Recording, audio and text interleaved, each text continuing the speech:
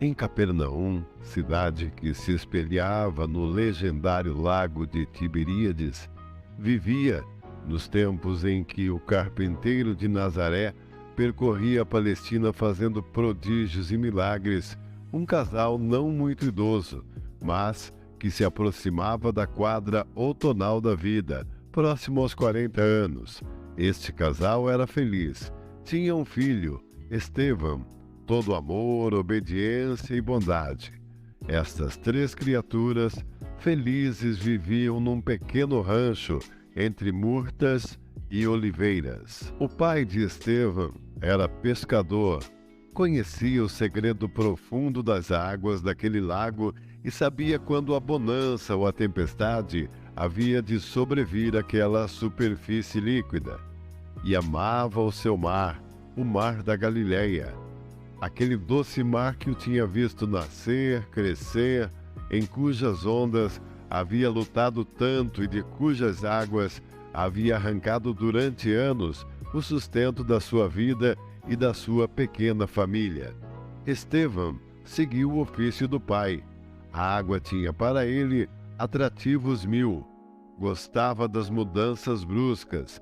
Muitas vezes ficava nas horas vagas a olhar para a espuma que se deixava morrer na praia. Amava supremamente as noites de luar, quando, assentado numa grande pedra do quintal de sua casa, que ficava num declive manso, olhava os raios da lua cavalgando as ondas.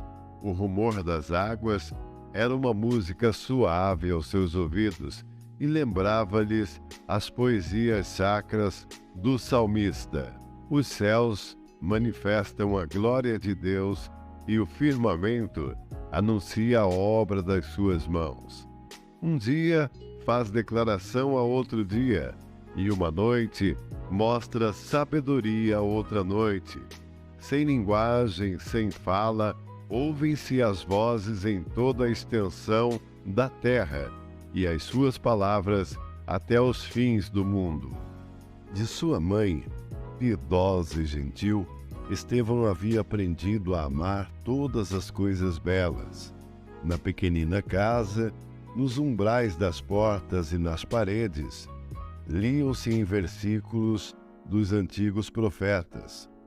Aos sábados, era acordado no seu quarto pelos cantos alegres da boa senhora que o despertava louvando o Senhor e que se aprontava para ir à sinagoga ouvir a leitura da lei, dos salmos e dos profetas. Era ela que lhe levava as suas sandálias e o manto carmesim dos dias de festa. E os três iam instruir-se na lei do Senhor. O jovem apreciava muito Davi e os profetas Isaías e Amós. Sonhava com a redenção de sua terra e esperava ansiosamente a vinda daquele Messias que, desde tanto tempo, estava sendo esperado. Sabia muitos salmos de cor e eram estes cânticos os seus companheiros prediletos nas horas tácitas de meditação. Amós era o tipo forte do justo, o herói nacional que mais lhe tocava o coração, porque, na sua simplicidade de homem campesino, soubera anunciar a justiça de Jeová contra o pecado vil e entorpecente. Não podia Estevão suportar a injustiça e a imoralidade, e debaixo de sua roupa de pescador batia um coração inflamado de amor divino. Por isso, vivia solitário. Quase sempre, após os lidares do seu mistério de pescador, se ele pudesse, como Amós, ser útil ao seu Deus, Amós não tinha sido também filho do povo? E as suas preces, em frente ao lago amado, eram fervorosas. Jeová dos exércitos, tenho sede de luz e de justiça. Quando vier o Messias para nos libertar, aceitar-nos-á entre os teus soldados. Eu quero ser valente como os 300 de Gideão e entrar como rei triunfalmente na cidade de Davi. Ouve, ó Deus Jeová, a minha súplica, e não permita que a ânsia indômita do meu ideal se aniquile na praia deste mar como a vaga indolente. Em ti confio, pois, ainda que eu andasse pelo vale da sombra da morte, não temeria mal algum, porque tu estás comigo. Estevão não foi certo dia trabalhar, nem a mãe o teve consigo em casa. As sombras vespertinas haviam já baixado sobre a pequena cidade quando ele entrou em seu lar. Depois de saudar os pais, estendeu-se na esteira, pensativo e taciturno. Estevão, disse-lhe o pai, onde estivestes hoje? Esperei-te na praia para que me ajudasse a mudar umas peças no nosso barco e não foste. Tu não costuma fazer isso, sem avisar-me. Por que fizeste assim hoje? E tu, meu pai, pudeste trabalhar com todo o alvoroço que havia na nossa cidade? Que alvoroço, meu filho? Pois não sabes que chegou aqui um grande profeta? Tem estado todo dia em nossa cidade. Junto dele havia sempre uma grande multidão. Fala coisas maravilhosas. Parecem palavras que descem diretamente dos céus. Oh, se vós os ouviste falar, a sua voz às vezes é mansa como o cântico da vaga, que tranquila vai descansar na areia. Outras vezes é solene e austera como o choque dos vegalhões no mar alto. Vós o tendes de ouvir. Amanhã irá à nossa sinagoga e nos explicará a lei e os profetas.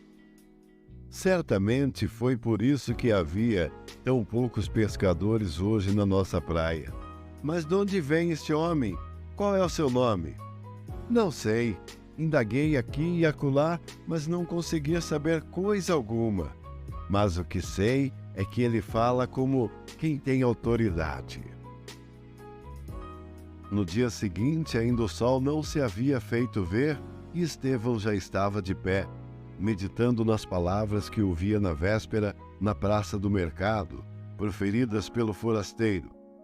Como esperava ansioso a hora em que se abrisse a porta da sinagoga. Finalmente o sol irradiou a sua luz sobre a superfície calma do lago.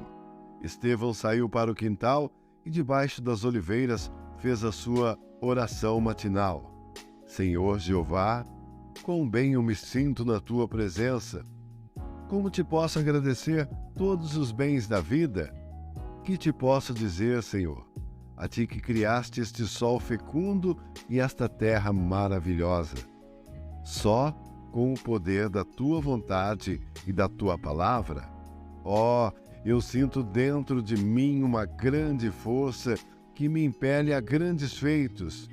Senhor Jeová, como senti o coração em festa quando o peregrino de ontem falava do teu amor e do reino dos céus.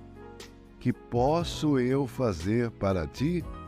Como posso eu ser perfeito para te ser útil, para te servir? Sinto-me tão impuro na tua presença. Purifica-me, Senhor. Salva-me desta geração adúltera e pecaminosa. Desejo te servir como Amós. Depara-me, Senhor, um meio de engrandecer entre os homens o teu santo, o teu glorioso nome. Naquele dia foi o primeiro a sentar-se nos bancos da sinagoga. À hora de começarem os serviços religiosos, a sala estava apinhada. Todos olhavam para o estranho e faziam os seus comentários em voz baixa. Quando o ministro abriu o armário dos rolos sagrados e um dos anciãos convidou o forasteiro a ler uma passagem bíblica e comentá-la, fez-se um silêncio profundo no recinto.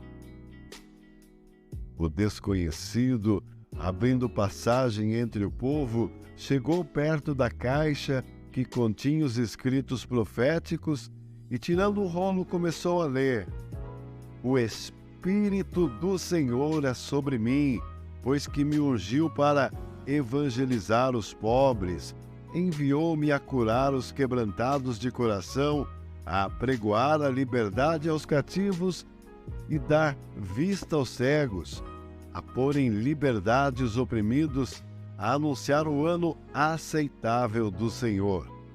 E depois de ter lido, tendo entregue ao ministro o rolo do profeta, começou a explicar o significado das suas palavras, provando que ele, que ali estava, era aquele que Isaías havia anunciado que havia de vir.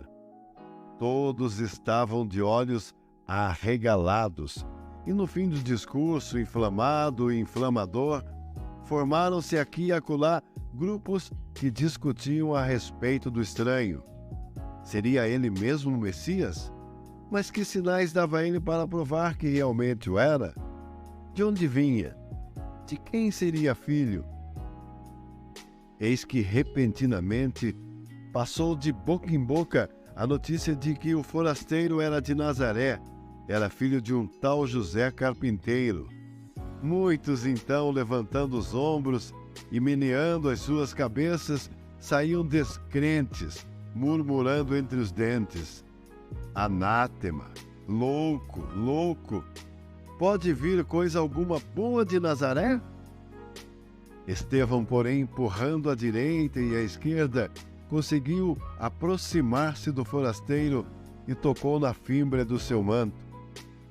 Os outros podiam dizer do homem o que quisessem. Ele, porém, sentia profundo respeito e uma forte admiração por ele. Conseguiu contemplar os seus olhos, que olhar, que luz! Inundado de alegria, quase correndo, foi para casa, convicto em seu coração de que aquele filho de um humilde carpinteiro era o mestre que havia de vir ao mundo.